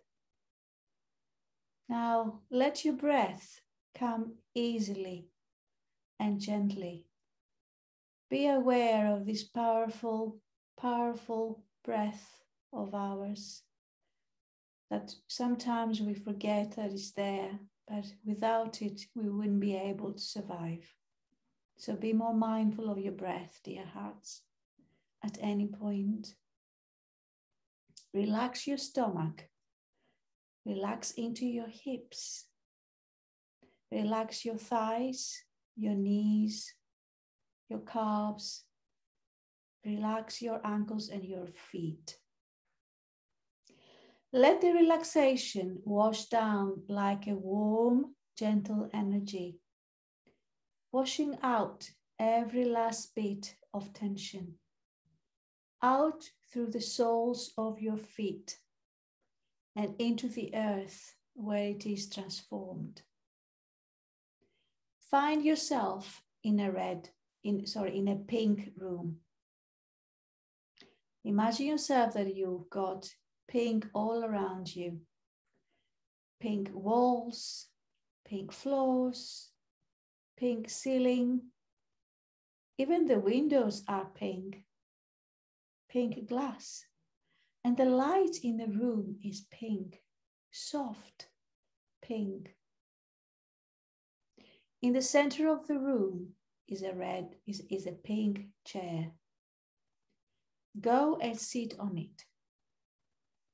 Imagine yourself in this comfortable armchair, beautiful pink cushions and pink everywhere. And just begin to feel how it feels to have this pink on your skin. Just ask yourself, am I feeling comfortable in this pink? Is it too much? Are you asking yourself, what on earth are you here, surrounded yourself with this pink? Every single question you ask, there is a meaning. Or you may feel absolutely at home being surrounded by pink. Whatever you may be, it's all good. There's no judgment here. And then begin to feel what happens inside your body with all this pink around you. Breathe in the pink into the base at the tip of your spine, in your root chakra. Feel this energy center begin to be highly charged, but not in the same way as with red. Now it is more of a soft power, gentle power. That women, we are powerful, but we don't need to have this masculine power, forceful power. It's more gentle. So feel this gentle power connecting into your root chakra. Feel the energy and check yourself. What feelings come up? Feel the feelings that they are there now. Where do you need more gentle power, more soothing energy, more health? Let your body get the life force and the gentleness, the lovingness of the pink. Then move the pink energy into your sacral chakra, the chakra of creativity.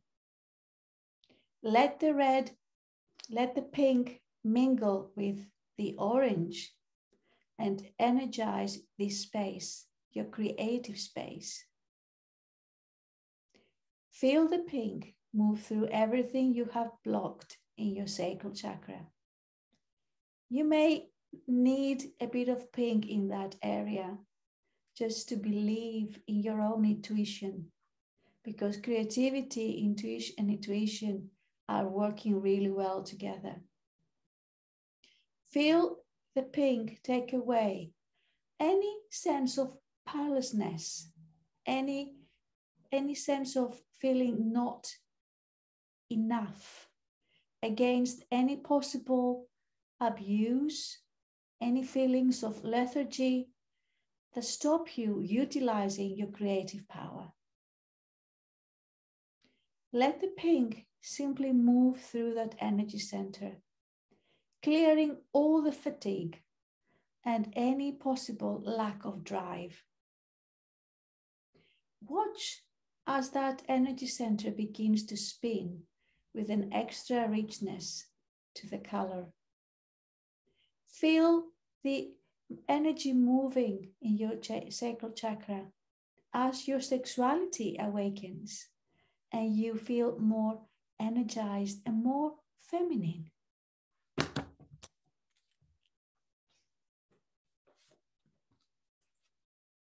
Now let's move the pink to your solar plexus, which is right in the center of your body, around the belly button area. Move the pink to your solar plexus, your beautiful, beautiful power center.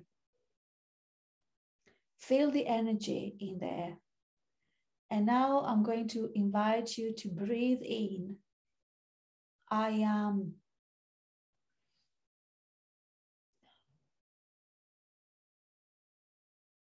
Say I am as the pink begins to pour into your solar plexus, getting that energy center moving.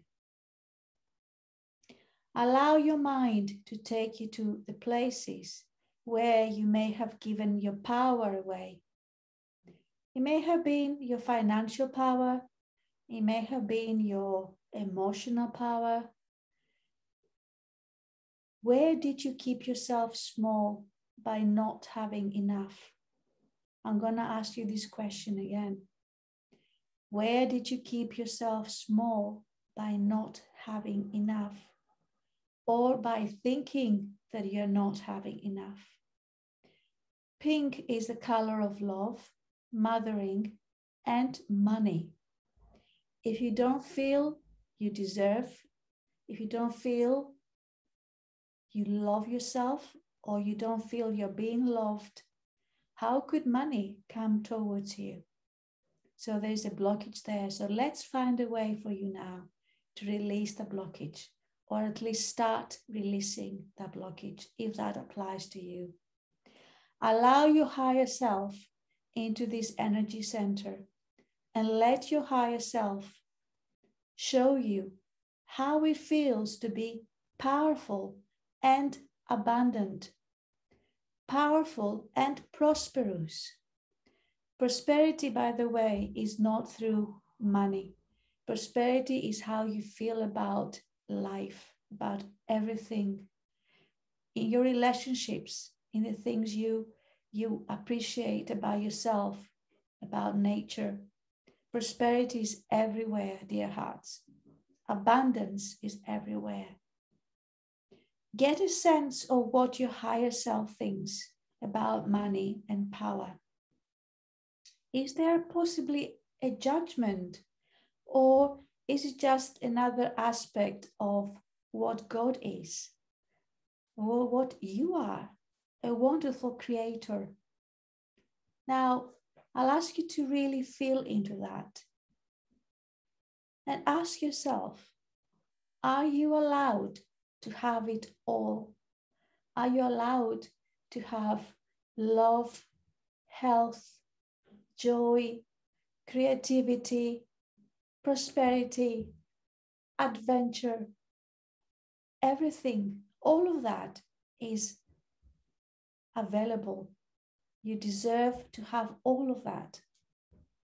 Let your higher self feel to you how it feels to be deeply connected to the divine, or you may call it source or God. How is it to know in every cell of your body that there is no separation? We are all one. We are all one.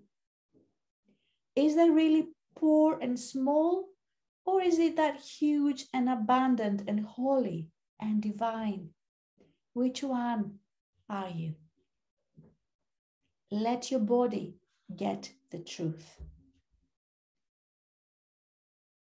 Your truth. Who are you in essence?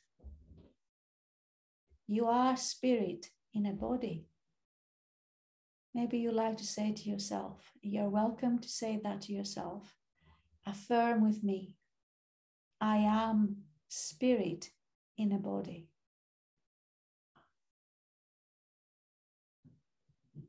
I am spirit in a body.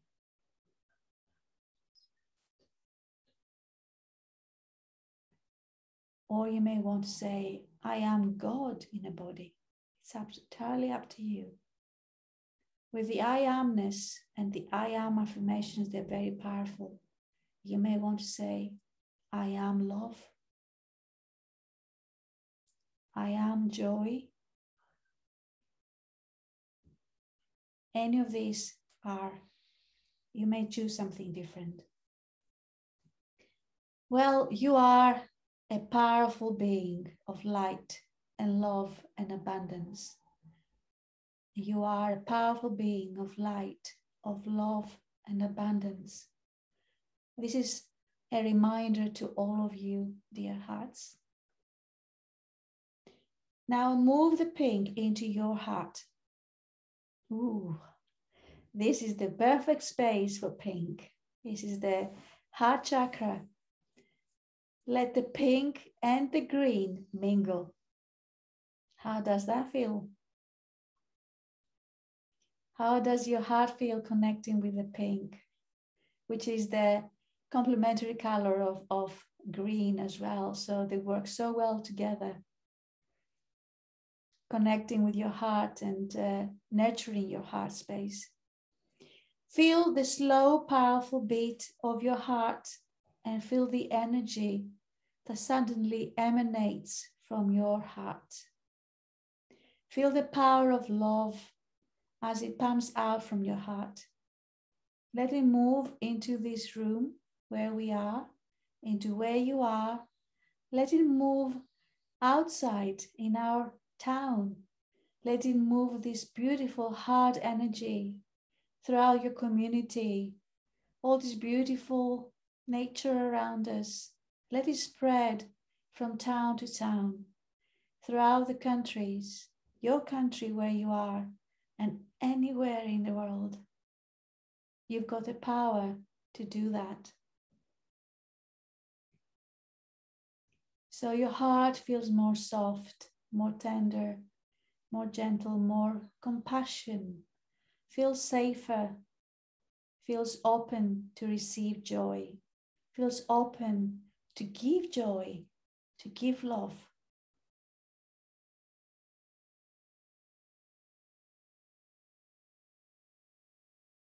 Now let's move the pink into your throat and allow the pink to mingle with the blue, giving the power of speech, giving the power of your voice to feel energized and feel acknowledged. You can ask to have your needs met. If there's at any point that you feel that your needs are not met, you can ask for support from the angelic realm. You can ask for support from the pink angel, from any angel, from Archangel Michael, Archangel Raphael, Archangel Metatron, Archangel Uriel, Archangel Gabriel, any archangel you feel close to at this point in time. They are all here surrounding us and supporting us on this magnificent and sometimes challenging journey. You can say how you feel and you can claim the healing for yourself and others. Remember, when you're looking after yourself and you can look after your own healing, you immediately support any other woman out there, any other person out there. Healing yourself is like supporting the healing of anybody else out there. You can manifest whatever you speak. Now, breathe it in. The following affirmation. I am the voice of the divine. I am the voice of the divine. Let's move the pink into your third eye. The third eye is here between your eyebrows, okay, on your forehead. Feel the pink energizing, soothing, nurturing that center between your eyebrows. Let the pink move into the pineal gland.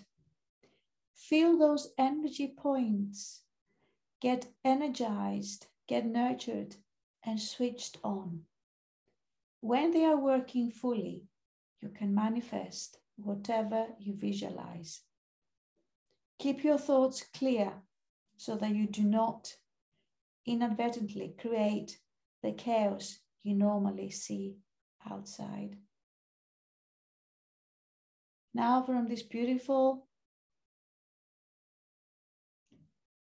area, you're going to move the pink into your crown, which is above your head, just a few inches above your head. And feel what happens when the pink gets to the violet. How does pink and violet feel together? Feel the divine love pouring into your crown and all the way down through each chakra. Now let's start from upwards and moving downwards. So let's get the pink energy from up in the crown chakra going down to your third eye. Visualize this beautiful, soft, warm energy of pink going down to your throat chakra, down to your heart chakra, then to your solar plexus, further down to your sacral chakra, and back to the red, to the red root chakra. And all the way down, see this beautiful, soft, nurturing energy of pink going down through your legs, all the way down to your feet, down, down, further down, connecting with Mother Earth. And see how that feels. Do you feel more grounded in a more soft, beautiful, compassionate, loving way? Gently, when you're ready, bring yourself back into this room and into whatever space you are, and begin to start feeling the chair or the sofa underneath you, the clothes you feel on your body, on your skin. And gently, gently, just connect with your breath again. Take another deep breath in. Breathe out.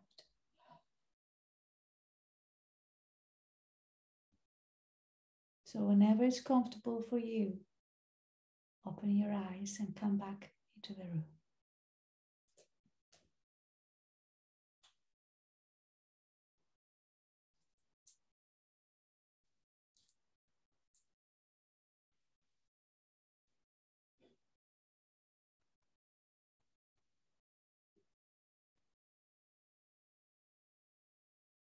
Are we all here? Yes? Yes, just take your hands and just rub around your legs if you need. around your arms, just touch your arms, just like that, and feel the body again, and feel your feet on the ground again. Yeah? Good? Wonderful. Is there anything, I'm opening now up to, if there's anything you felt during that space? I was so into it.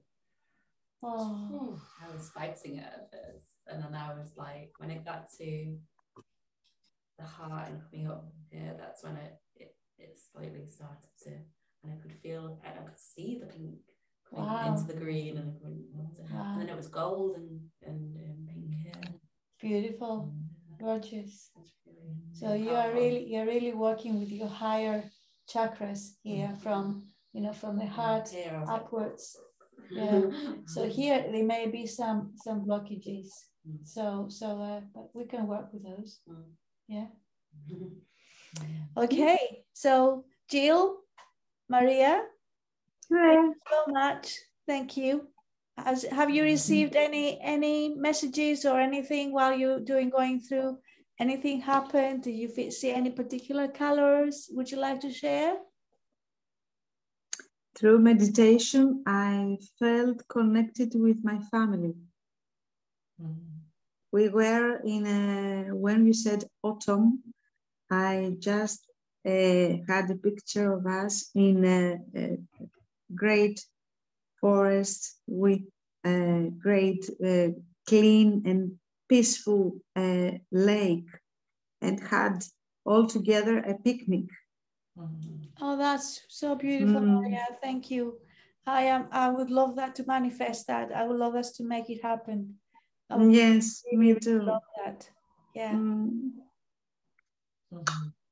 Love you. Love you too, my heart. Jill, would you like to share anything? Are you okay? You're still on mute. That's why we cannot hear you. You're still on mute. No, it was just lovely to go through the colours right up to the top, and to blend the pink with each colour. I think I've not seen that before. That was lovely. Yeah, very nice. Thank you. Thank you, Jill. Thank you. Well, if there's anything you like to ask at some point, after you do the meditation, if you like to get in touch, I'm here. Okay. I will share, I will put it on YouTube, but not for everybody else to watch. It will be just a link for us, for those who wish to have it. And I will put underneath all the different things we talked about, the books, and how you get in touch with different people. So if you want to get in touch with any of us here, you'll be able to. Okay. So once again, I am so grateful, really grateful for having this opportunity and creating the possibility to connect through pink, through our hearts, and the beautiful essence of being women and being feminine. We've got such big roles to huge responsibility on our shoulders, but still we've got so much support, and that's what I am here to facilitate and to bring that support out there and feel more safe in the world and safe in your own skills, in your own talents, because we need every single talent of ours. Okay. Mwah. Lots of love. Thank you. Thank you. And I'll see you soon. Thank Bye you. bye. Bye bye.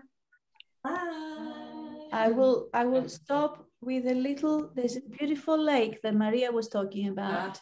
Wow, is that it? So that's a lake that came to me. It's a photo that came to me with beautiful swan, and I would like to stop our very pink today with this one. Thank you. Lots of kisses.